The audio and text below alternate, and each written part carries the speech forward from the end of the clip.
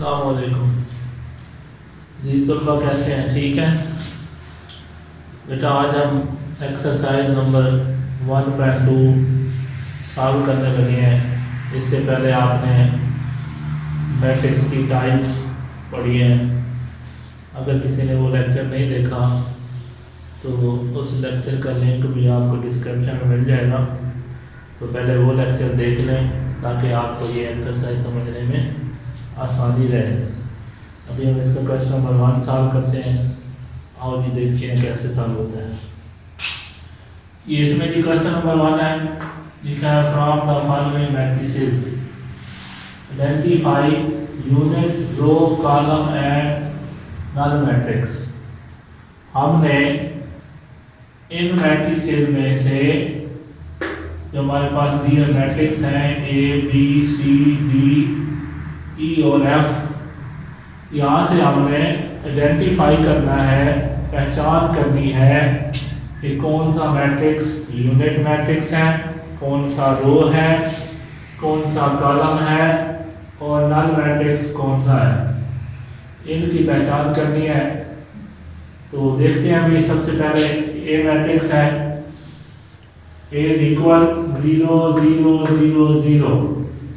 ए matrix की all entry 0 के equal है। तो हमने मैट्रिक्स की टाइप्स में पढ़ा है कि जिस मैट्रिक्स की ऑल एंट्री 0 हो उसको हम नल मैट्रिक्स कहते हैं। तो इसका मैंने लिख दिया है, ये नल मैट्रिक्स है। समझ आ गई होगी। और दूसरा है भाई B matrix, B is equal 2 3 4। अब अगर इसको गौर से देखें तो इसमें एक रो है और 3 कॉलम्स हैं। ये यूं एक रो है, 1 रो है जी और 3 इसके कॉलम्स हैं। तो हमने मैट्रिक्स की टाइप्स में रो मैट्रिक्स की डेफिनेशन पढ़ी थी, जिसमें बताया था कि जिस मैट्रिक्स के एक ही रो हो उसको हम रो मैट्रिक्स का नाम देते हैं। तो लिहाजा इस मैट्रिक्स बी में भी सिंगल रो है तो ये रो मैट्रिक्स कहलाएगा, रो मैट्रिक्स। ये सी मैट्रिक्स, इसमें सिंगल कॉलम है 4 0 6, यूं एक कॉलम है, एक ही कॉलम है तो ये कॉलम मैट्रिक्स होगा। और बी मैट्रिक्स में देखेंगे 1 0 0 1, इसमें डायगोनल एंट्रीज 1 के इक्वल है, डायगोनल एंट्रीज 1 के इक्वल है। तो हमने यूनिट या आइडेंटिटी मैट्रिक्स की डेफिनेशन में पढ़ा था कि जिस डायगोनल मैट्रिक्स की डायगोनल एंट्रीज 1 के इक्वल आ जाए तो वो मैट्रिक्स यूनिट या आइडेंटिटी मैट्रिक्स कहलाता है। यूनिट, तो हमने इसका नाम लिख दिया है यूनिट मैट्रिक्स या फिर आइडेंटिटी मैट्रिक्स। अभी यहाँ पे देखें ई मैट्रिक्स, इसमें सिंगल एंट्री है जो 0 के इक्वल है तो ये भी नल मैट्रिक्स होगा, ये भी नल। लास्ट है हमारे पास इस क्वेश्चन का लास्ट पार्ट एफ मैट्रिक्स। इसमें देखें ये सी की तरह है, सिंगल कॉलम है, यहाँ भी 5 6 7 सिंगल कॉलम है, मैट्रिक्स का एक ही कॉलम है। तो लिहाजा ये मैट्रिक्स भी सी की तरह कॉलम मैट्रिक्स कहलाएगा।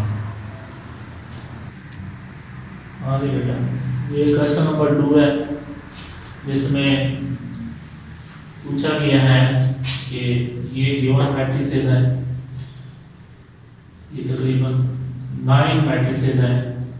इनमें से हमने आइडेंटिफाई करना है कि कौन सा मैट्रिक्स स्केयर है, कौन सा रेक्टेंगुलर है, रो कौन सा है, कॉलम आइडेंटिटी और नल मैट्रिक्स कौन सा है। अब चंद बातें समझाने की और हैं जो गौर से सुनिएगा। याद रखें कि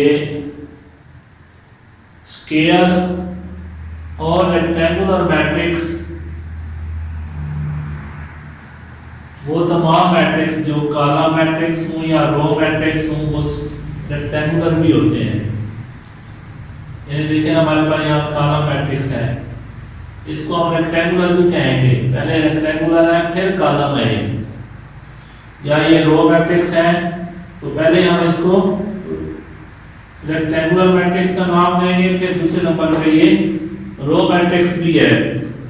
अब यहाँ पे देखेंगे ये नल मैट्रिक्स, सॉरी ये आइडेंटिटी मैट्रिक्स है, लेकिन पहले ये स्क्वायर भी है तो ये स्क्वायर की कैटेगरी में भी लिखा जाएगा और आइडेंटिटी मैट्रिक्स की कैटेगरी में भी लिखा जाएगा।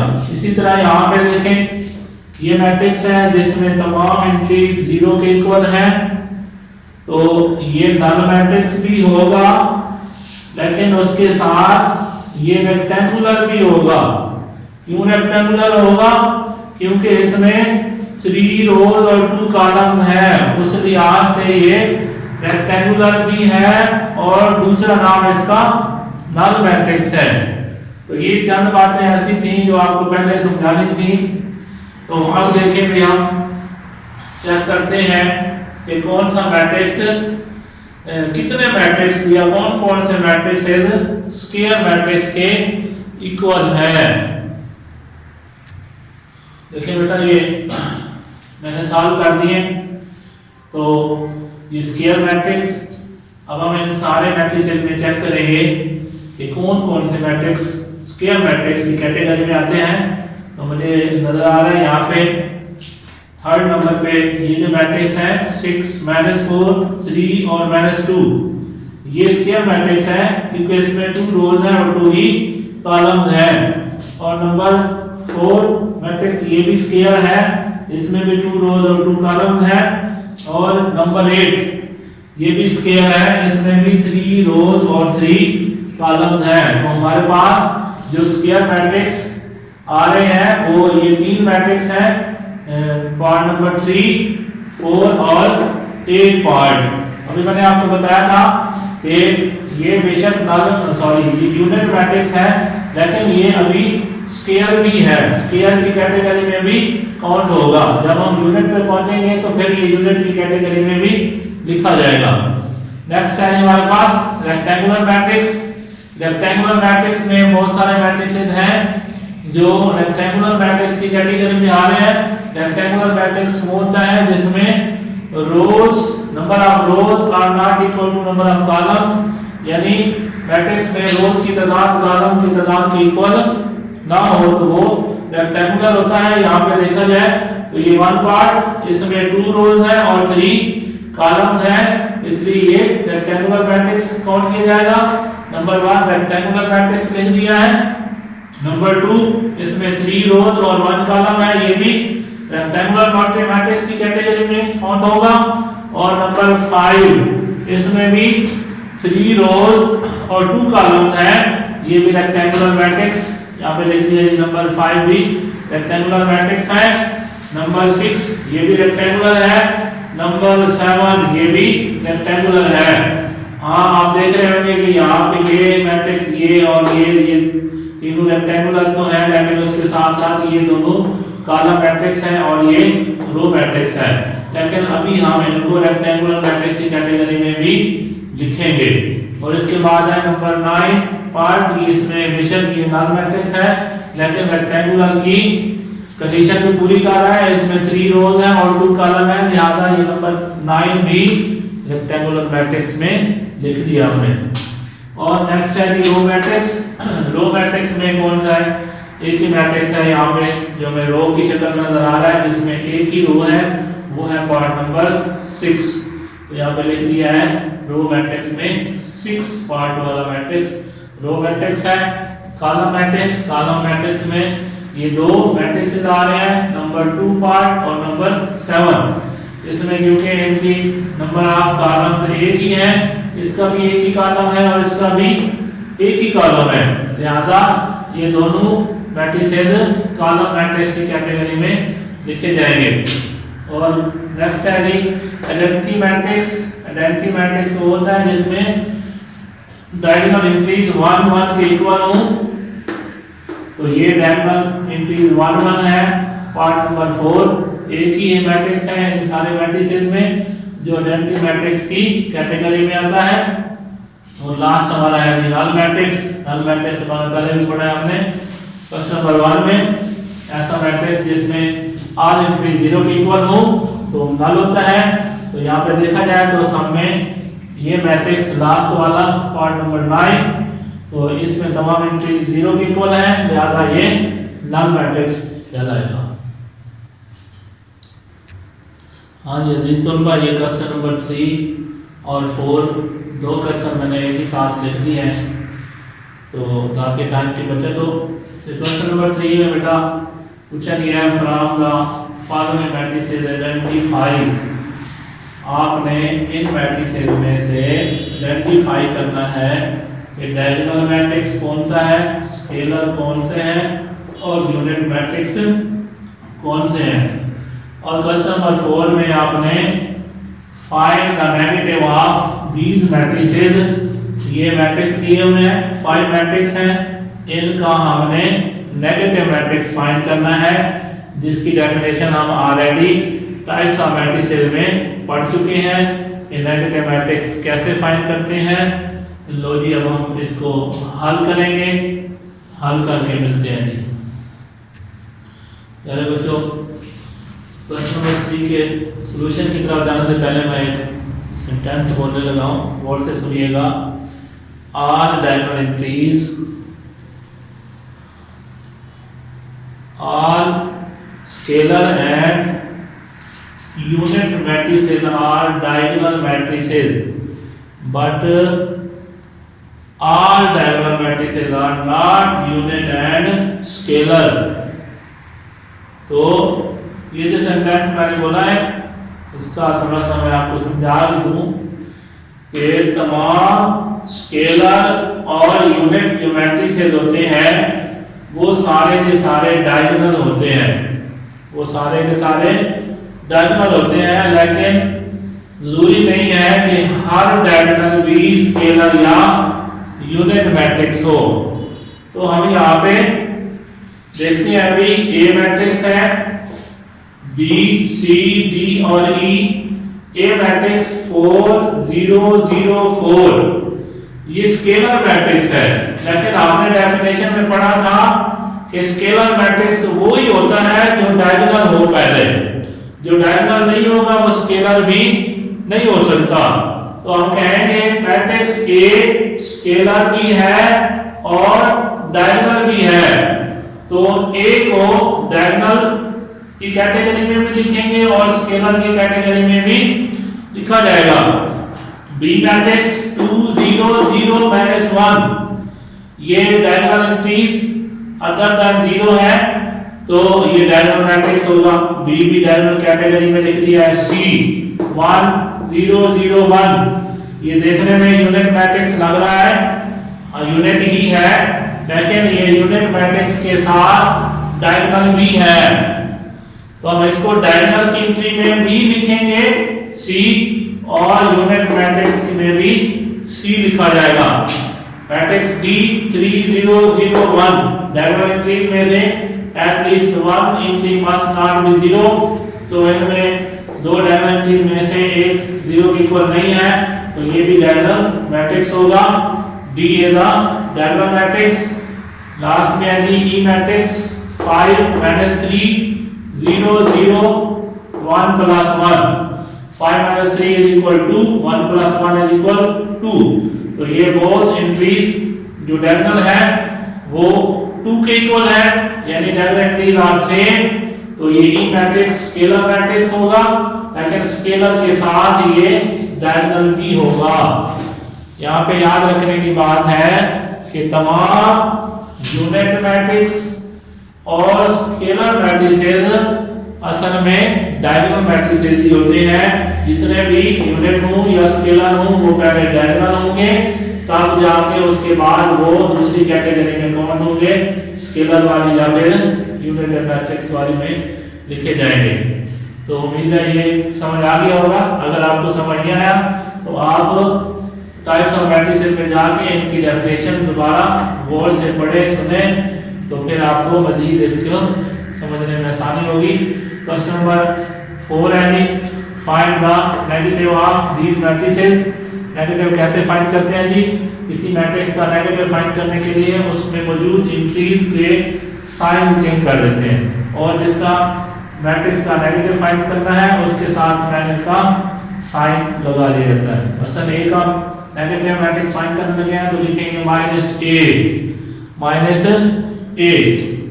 अब इसके अंदर जो एंट्रीज हैं उनके जो साइन है अगर वो प्लस के हैं तो उनको माइनस में लिख देंगे, अगर माइनस है तो उनको प्लस में कन्वर्ट कर देंगे। तो यहाँ पे 1 0 0 1 3 एंट्रीज है, 1 प्लस का है तो माइनस हो जाएगा, 0 के साथ कोई साइन नहीं होता, और थर्ड 1 भी प्लस का है तो ये भी माइनस हो जाएगा। तो minus a equal minus 1 0 minus 1 इस A मैट्रिक्स का नेगेटिव मैट्रिक्स है। इसी तरह B है भी 3 माइनस 1 2 1, यहाँ पे 3 माइनस 1 ये नेगेटिव एंट्री है, बाकी सारी एंट्री पॉजिटिव है। तो जो नेगेटिव एंट्री है वो पॉजिटिव जाएगी, बाकी जो पॉजिटिव है वो नेगेटिव हो जाएगी। तो C में तमाम एंट्री पॉजिटिव साइन वाली है, तो यहाँ माइनस C लगाकर आर एंट्रीज के साथ नेगेटिव साइन लगा दें तो ये C का नेगेटिव मैट्रिक्स बन जाएगा। D में ये फर्स्ट और थर्ड एंट्री नेगेटिव है, सेकंड और फोर्थ एंट्री पॉजिटिव है, तो यहाँ पे दोनों का साइन चेंज कर देंगे। तो फर्स्ट और थर्ड पॉजिटिव हो जाएगी, सेकंड और फोर्थ नेगेटिव हो जाएगी, तो ये D का नेगेटिव मैट्रिक्स बन जाएगा।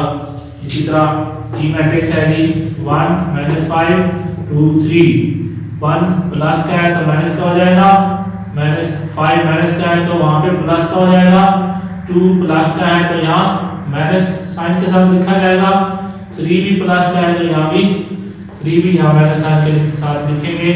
तो E का जो नेगेटिव मैट्रिक्स है -E इज इक्वल -1 5 -2 एंड 3।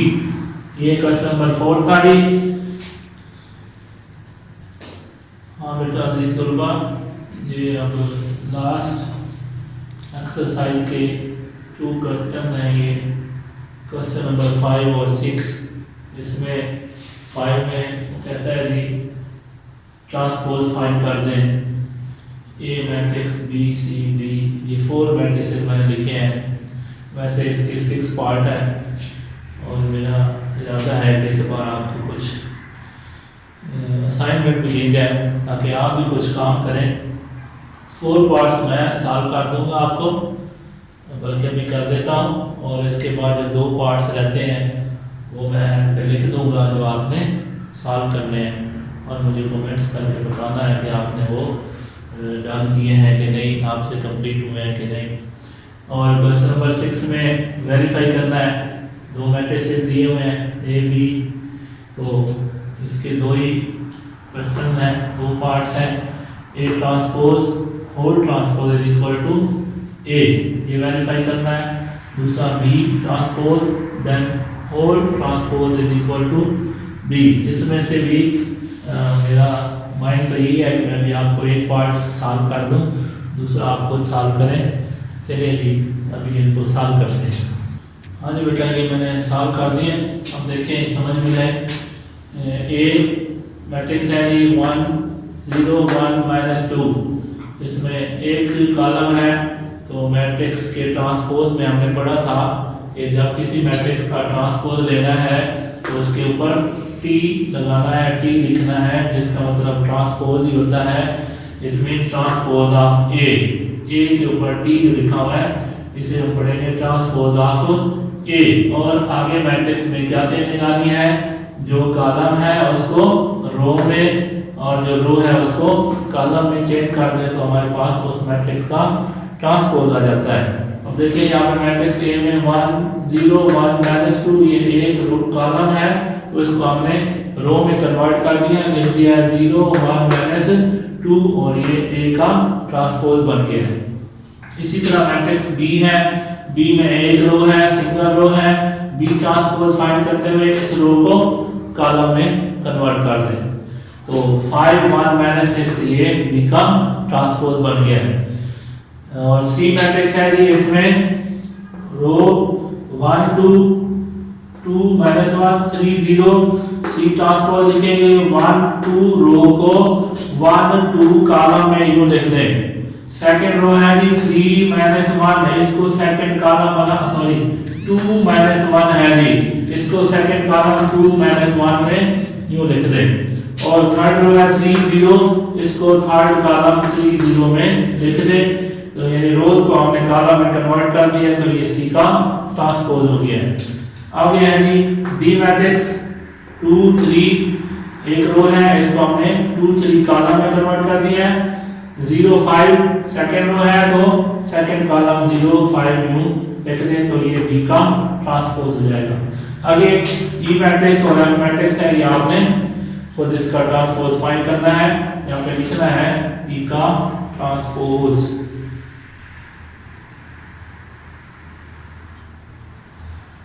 ये ट्रांसपोज फाइंड करना है भाई।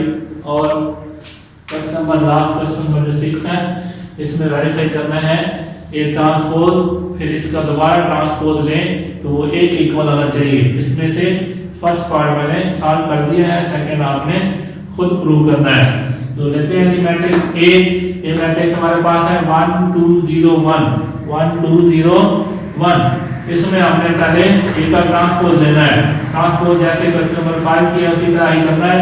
ए ट्रांसपोज इज इक्वल 1 2 रो है, तो इसे 1 2 कॉलम में कन्वर्ट कर दें।